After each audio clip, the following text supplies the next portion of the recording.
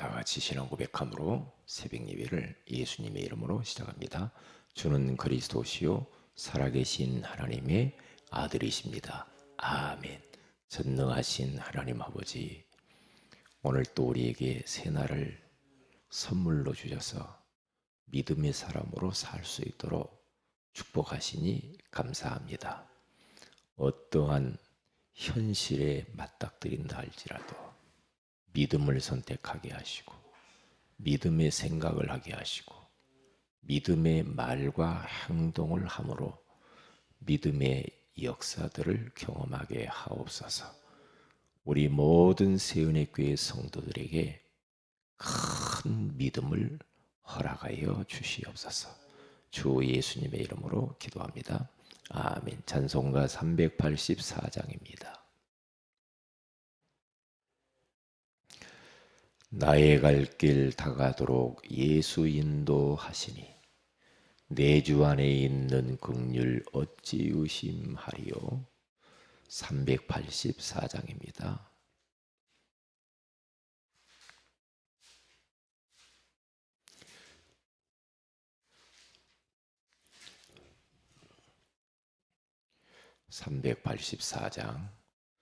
나의 갈 길 다가도록 예수 인도하시니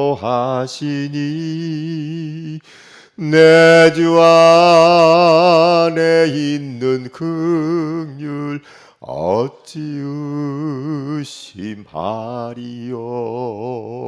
믿음으로 사는 자는 하늘 위로 받겠네. 무슨 일을 만나든지 만사 형통하리라. 무슨 일을 만나든지 만사 형통하리라. 나의 갈 길 다가도록 예수 인도하시니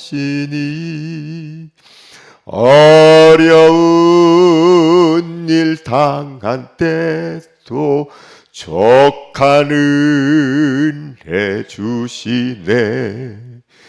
나는 심히 고단하고 영혼 매우 갈하나 나의 앞에 반석에서 샘물 나게 하시네. 나의 앞에 반석에서 샘물 나게 하시네. 나의 갈 길 다가도록 예수 인도하시니 그의 사랑 어찌 큰지 말로 할 수 없도다. 성령 감화 받은 영혼 하늘나라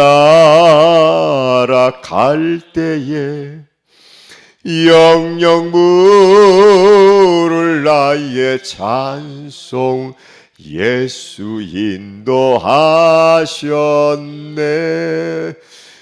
영영 물을 나의 찬송 예수 인도하셨네.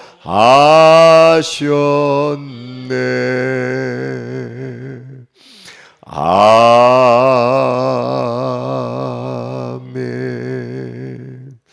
로마서 4장입니다. 17절에서 22절을 같이 한번 합독하도록 합니다. 말씀을 읽으시면서 하나님의 음성을 들으시기를 바랍니다. 로마서 4장 17절에서 22절입니다. 같이 읽습니다. 시작. 기록된 바 내가 너를 많은 민족의 조상으로 세웠다 하심과 같으리. 그가 믿은 바 하나님은 죽은 자를 살리시며 없는 것을 있는 것으로 부르시는 이시니라. 아브라함이 바랄 수 없는 중에 바라고 믿었으니 이는 내 후손이 이같으리라 하신 말씀대로 많은 민족의 조상이 되게 하려 하심이라. 그가 100세나 되어 자기 몸이 죽은 것 같고 사라의 태가 죽은 것 같음을 알고도 믿음이 약하여지지 아니하고 믿음이 없어 하나님의 약속을 의심하지 않고 믿음으로 견고하여져서 하나님께 영광을 돌리며 약속하신 그것을 또한 능히 이루실 줄을 확신하였으니 그러므로 그것이 그에게 의로 여겨졌느니라. 아멘. 좋은 아침입니다. 오늘 이 새벽에는 나는 무엇을 믿는가 라는 제목으로 우리가 하나님의 음성을 들어야 되겠습니다. 우리 사랑하는 지체 여러분들께서 매일마다 정시 예배, 새벽 예배 또 여러분들이 방송으로 그리고 녹음을 해서 이렇게 듣는 여러분들이 조금만 마음을 담고 예배를 드려보시면 다를 겁니다. 왜냐하면 우리는 이렇게 방송으로 이렇게 예배를 드리게 되면은 굉장히 우리 예배의 자세가 흐트러질 수도 있고요. 그리고 또 예배를 찬송 건너뛰고 또 말씀만 들으려고 하는 경우도 있고 막 이렇단 말이죠. 그렇게 하지 마시고요.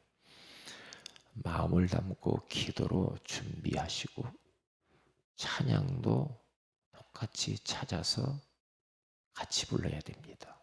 성경 펴놓고요. 그리고 성경도 본문을 같이 읽으셔야 돼요.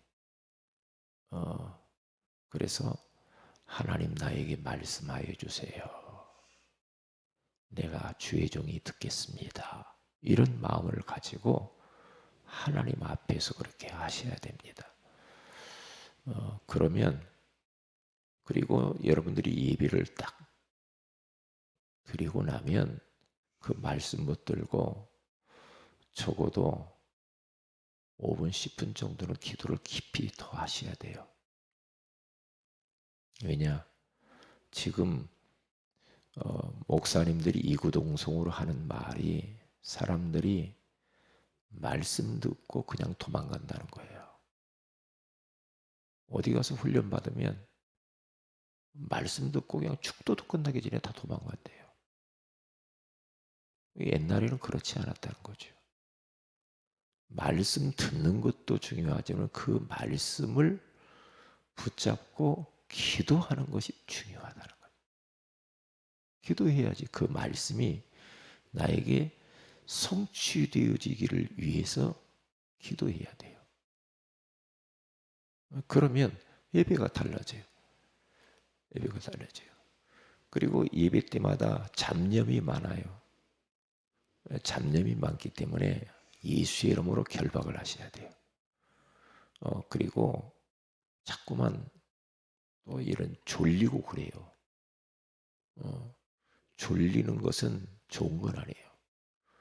그것은 사탄에게 걸려드는 거거든요.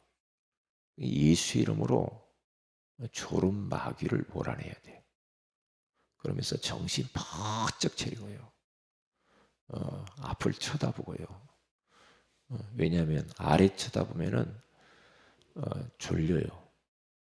앞을 쳐다보고 목사님 눈을 쳐다보고 그렇게 예배를 드리시면은 더 우리가 은혜를 받고 하나님이 기뻐하시리라고 믿습니다.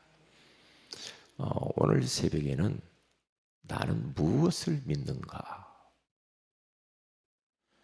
예수 믿는 사람들 중에도 두 종류가 있어요. 성경에 가서 보니까 그래요. 믿음의 사람이 있고 불신앙의 사람이 있더군요. 그런데 하나님은 믿음의 사람들을 통하여서 하나님의 뜻을 이루어요. 불신앙의 사람들에게를 하나님이 그들을 통해서는 하나님이 일을 할 수가 없어요. 그래서 저 요셉과 요셉의 형들을 보세요. 요셉이라고 하는 사람은 꿈속에서 하나님이 보여주신 말씀을 딱 붙잡아요. 그러면서 열악한 가정 환경을 이겨요. 그리고 노예로 갔는데 노예 생활을 함에도 불구하고 항상 하나님이 주신 그 언약의 말씀을 가슴에 품고 살아요. 말씀을 품고 산다니까요. 말씀을 늘 품고 사는 그것이 임마누엘이거든요. 그러니까 감옥 가도 그는 전혀 그것 때문에 불신앙하지 않았어요. 왜냐? 말씀을 붙들어서 그래요. 말씀. 그런데 요셉의 형들을 보면은요, 말씀을 놓쳤어요. 그러니까 어때요? 믿음으로 살 수가 없죠. 믿음으로 살지 못하고 자꾸만 이제 사람이 믿음으로 하나님의 소원을 위해서 살지 않으면 어쩔 수 없어요. 땅의 것만 생각해요. 육신적인 거, 세상적인 거, 물질적인 거. 어떻게 하면 또 이 세상에서 좀 편하게 살아볼까? 그런 거라는 거죠. 그러니까 요셉을 괴롭히는 거죠. 괴롭히면서 어떻게 하든지 요셉을 제거하려고 하잖아요. 왜요? 믿음의 사람이 아니에요. 하나님을 믿는다고 하는데 그래요.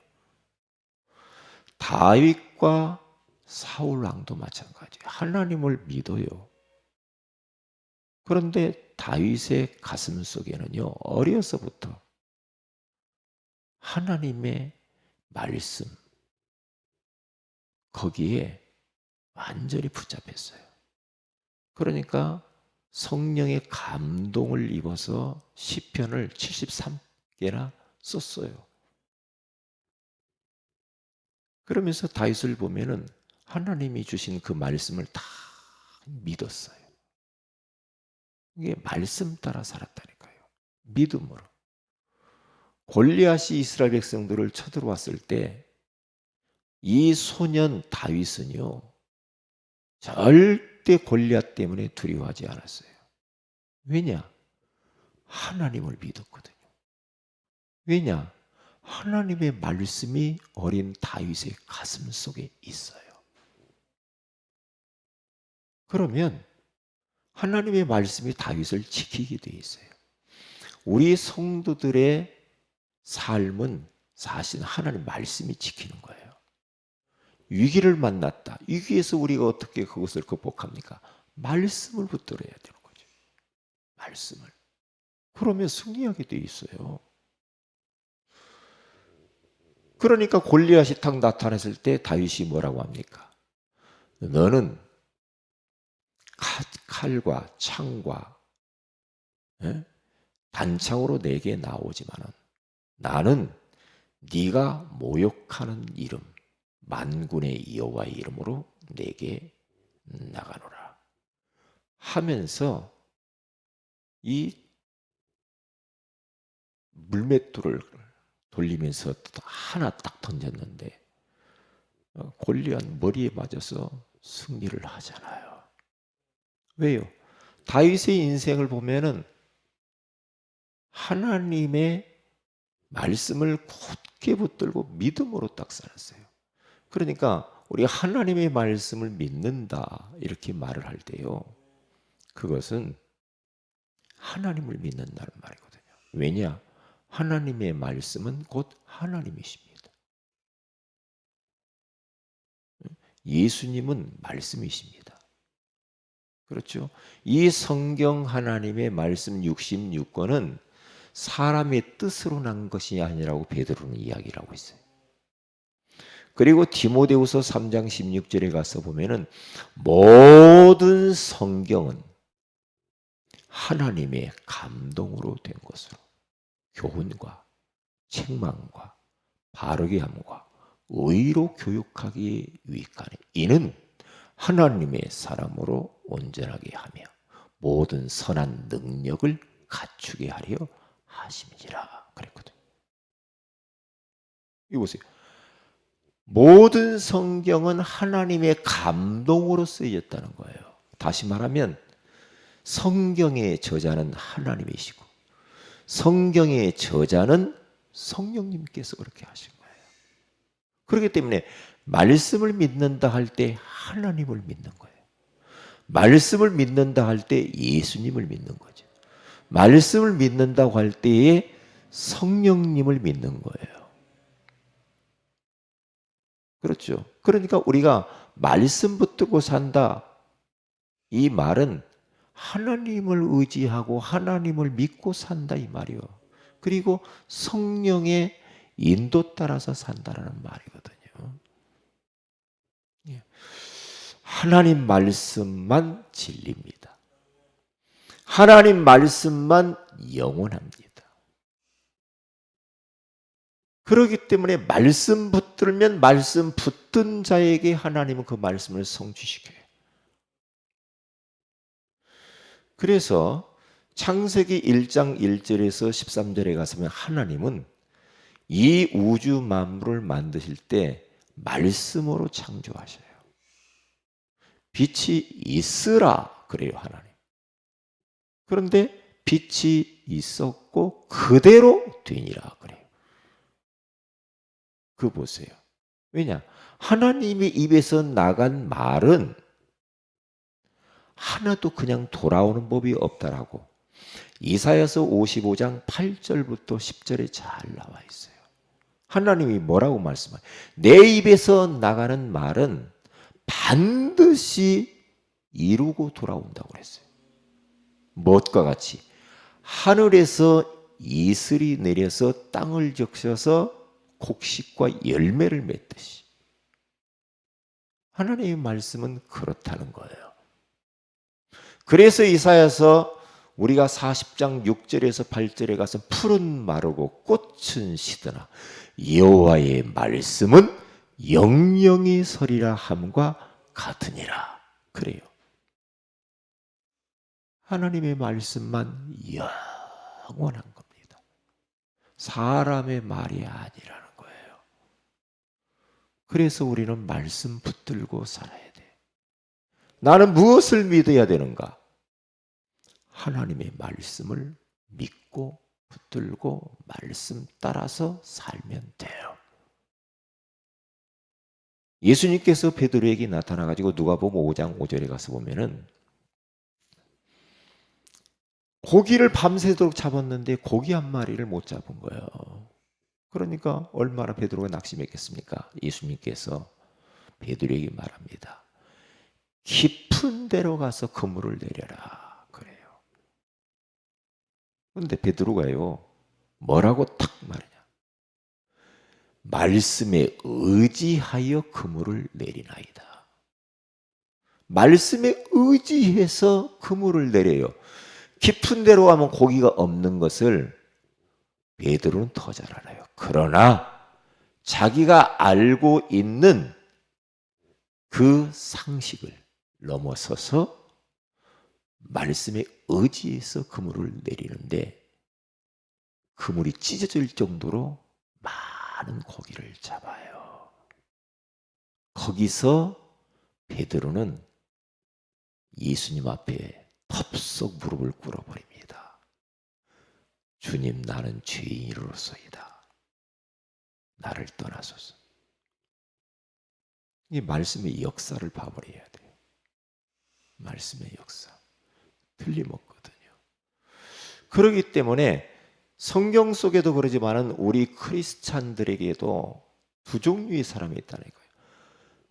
어떠한 어려움이나 현실을 만나도 다 믿음으로 요동하지 않는 사람이 있는 반면에 조금만 문제가 있어도 요동치는 사람이 있죠.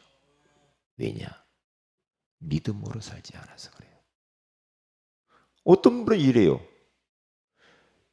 지금 문제가 오지도 않았는데 미리 앞당겨가지고 문제 올 것 같은 그런 느낌만 받아도 벌써 힘을 잃어버리고 낙심을 해버려요. 왜요? 믿음이 아니라. 이 믿음으로 산다는 것과 믿음 아닌 것으로 불신앙하며 사는 것과 구분을 잘 하셔야 됩니다. 내가 지금 생각하는 것이 믿음의 생각이냐?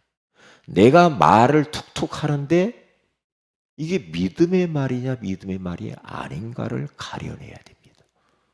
왜냐? 내가 말을 했는데 희한하게 옆에 있는 사람들이 가까이 있는 성도가 가족들이 그것 때문에 마음이 막 불편해지고 막 불신앙이 들고 그런다. 갈등하고 방황한다. 그 믿음의 말을 안 해서 그러는 거예요. 그렇죠.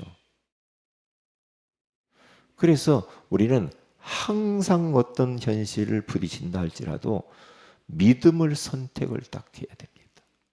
믿음을 선택해야 돼요. 죽을 위치에 딱 왔다. 그러면 하나님이 허락했음을 딱 믿고 죽어도 좋다. 이렇게 가면 돼요. 그때 믿음의 역사를 봐요. 그때 말이에요. 옆으로 넘어져요, 황 집사님. 넘어지면 큰일 나. 네? 네. 그러니까 우리들이 그런 부분들을 분별을 이렇게 잘 이렇게 하셔야 됩니다. 가정 안에서 믿음의 사람 딱 한 사람만 있으면 그 가정 살릴 수 있거든요. 가족들이 다 큰일 났다, 죽겠다, 못 살겠다 이래도 믿음의 사람 하나만 딱 있어가지고 믿음의 말을 툭툭 던지고 믿음의 기도를 딱 하고 영적 전쟁을 딱 하는 그 한 사람만 있으면 가문을 살려요. 우리 교회 안에 한 부서나 기관에서도 믿음의 사람 하나만 딱 있으면 돼요.